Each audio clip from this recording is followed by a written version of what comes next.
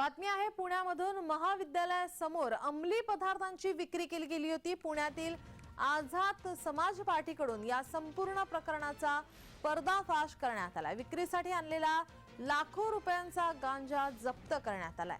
पोलिसांकडून अधिक तपास सुरू आहे। पुण्यातील एका नामांकित महाविद्यालयासमोर अंमली पदार्थांची विक्री ही केली जात होती।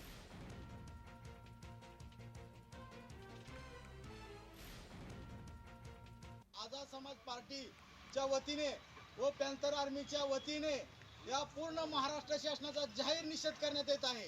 हे पूर्ण गांजा सापडलेला आहे, इथं ड्रग्स आहेत, बाकीचे अजून काय पाकिटे गावलेले आहेत, तरी पूर्ण पोलीस प्रशासनाचं याच्यावर दुर्लक्ष आहे।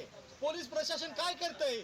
इतक्या दिवस जर आपल्या हद्दीत जर बेकायदेशीर धंदे चालत असेल तर पोलीस प्रशासन काय करतंय? पोलीस प्रशासनाने स्वतः डिक्लेअर करावं। ह्याच्या पाठीमागे मोठ्या मोठ्या नेत्यांचे हात आहेत, तर ही डिक्लेअर हो आणि डायरेक्ट जी बी काय असेल ती सिद्ध करावं शासनाने।